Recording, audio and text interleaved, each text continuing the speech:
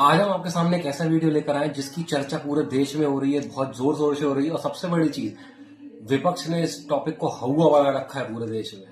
Topic का नाम है एसआईआर, जिसका मुख्य केंद्र बना है बिहार। बिहार में बहुत आलोचना हो रही है केंद्र सरकार की कि एसआईआर करवा के इन लोगों ने वोट चोरी की है, न जाने क्या क्या एलिगेशंस लग रहे हैं केंद्र सरकार के ऊपर।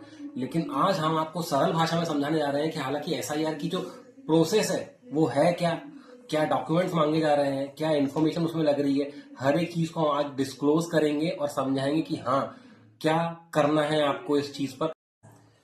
एसआईआर का फुल फॉर्म है स्पेशल इंटेंसिव रिवीजन। इसको हिंदी में बोला जाता है विशेष गहन पुनरीक्षण। आपको आपके वार्ड, आप सब समझते होंगे, आपके वार्ड के, आपके एरिया के बीएलओ, जो एक सरकारी पोस्ट का इंसान होता है, वो आपको एक ऐसा फॉर्म ला कर देगा।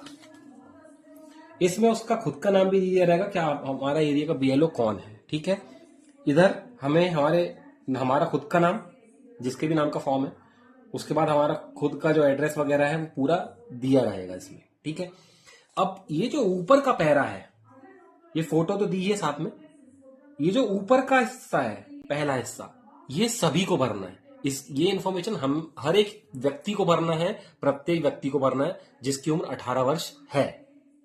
अब जैसे पहला जो ब्लॉक है उसमें दिया हुआ है, पहला आपको भरना है जन्म तिथि, आप किस दिन पैदा हुए, मतलब आपकी डेट ऑफ बर्थ। दूसरा दिया हुआ है आधार कार्ड। ये सब आसान आसान चीजें जो हर कोई भर सकता है, और ये जो एसआईआर का फॉर्म है इसे भरना कोई बहुत मुश्किल काम नहीं है। दूसरे नंबर पे है आपका आधार कार्ड, तीसरे नंबर पे आएगा आपका मोबाइल नंबर, चौथे नंबर पर आपको आपके पिताजी का नाम भरना है, और यदि उनकी वोटर आईडी है तो वो नंबर आप हो तो बिल्कुल जरूर भरना चाहिए। इससे इलेक्शन कमीशन को बहुत मदद मिलेगी आगे की। उसके बाद आता है माता जी का नाम, हमें हमारी माता का नाम लिखना है, सभी के लिए को लिखना है। उसके बाद माता जी की यदि वोटर आईडी है तो उसके नीचे आएगी माता जी की वोटर आईडी। अब इसके नीचे पैरा दिया गया है पति या पत्नी, यदि आप हस्बैंड है, यदि आप इंसान है तो आपकी जिनसे भी शादी हुई है उनका नाम, मतलब फीमेल का नाम, और यदि आप फीमेल है तो आपको अपने पति का नाम लिखना है। और उसके नीचे आते हैं ये दो ब्लॉक। आपको इतना बहुत सिंपल तरीका आपको ये ध्यान रखना पड़ेगा, यदि आपका नाम 2003 की वोटर लिस्ट में आता है तो आपका फॉर्म भराएगा इधर, और यदि आपका नाम 2003 की वोटर लिस्ट में नहीं है या उस वक्त आप 18 साल के नहीं हुए थे तो आपका नाम आएगा इधर। चूंकि ये मेरे पिताजी का है तो यहां सारी इंफॉर्मेशन पिताजी की भरी जाएगी, क्योंकि उनका नाम 2003 में था। तो ये यहाँ भी बहुत आसान आसान प्रक्रिया है। उनका खुद का नाम, क्योंकि निर्वाचक वही थे, उनका नाम, नीचे उनकी एपिक आईडी होती है वोटर आईडी।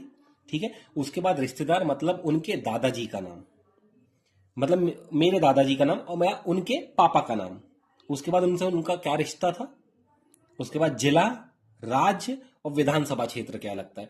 उसके अलावा सबसे इंपॉर्टेंट जो चीज आपको भरनी है वो भरनी है जो विधानसभा का निर्वाचन क्षेत्र का एरिया है, उसका एक कोड रहता है। ये उसका कोड, भाग संख्या वो लिस्ट के ऊपर लिखा रहेगा, और क्रम संख्या मतलब कौन से नंबर पर उनका नाम था, ये भरा जाएगा। अब ये मैं आपको मेरा खुद का बता रहा हूं, क्योंकि मेरा नाम 2003 की वोटर लिस्ट में नहीं था, मैं तब 18 साल का नहीं था, तो मेरा नाम आएगा इधर। अब हमें ये वाला फॉर्म भरना है।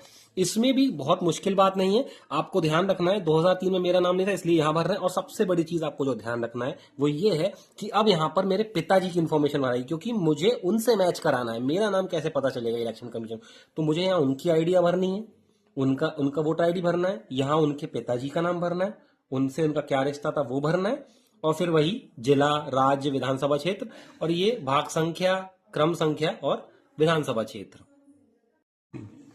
अब आपको ये याद रखना है, आपका नाम यदि 2003 की लिस्ट में नहीं है तो आपको राइट हैंड साइड भरना है, और उसमें आपको 4 बातें ध्यान रखनी है। यदि आपका नाम आपको मैच करवाना है तो या तो आप अपने पिताजी से, या आप अपनी माताजी से, या तो आप अपने दादाजी से, या तो अपनी दादी से मैच करा सकते हैं। ये 4 इंसान इलेक्शन कमीशन द्वारा ऑप्शन में दिए गए कि आपको इन 4 ही लोगों से आपकी आईडी वेरीफाई करवानी है। यदि आपको भी कोई परेशानी आ रही है, यदि आप लोग को भी ये फॉर्म मिले हुए हैं और आपको कोई भी प्रश्न पूछना है या कोई चीज समझ ना आ रही है, तो आप हमें कमेंट में बता सकते हैं। हम आपकी मदद करने के लिए बिल्कुल बैठे हुए हैं। हम आपको डेफिनेटली कुछ ना कुछ उसका सॉल्यूशन जरूर बताएंगे। और साथ में आप ध्यान रखिएगा, हमारा जो एप्लीकेशन है, एक एप्लीकेशन दी गया है एक साइट दी गई है इलेक्शन कमीशन द्वारा जिसमें आप 2002 की वोटर लिस्ट चेक कर सकते हैं। वो भी मैं आपको लिंक में दे दूंगा ताकि आपको पता चल सके कि आपको कैसे वहां से इंफॉर्मेशन निकालनी है, आपको कैसे इंफॉर्मेशन की जरूरत है, वो आपको वहां से मिल जाएगी।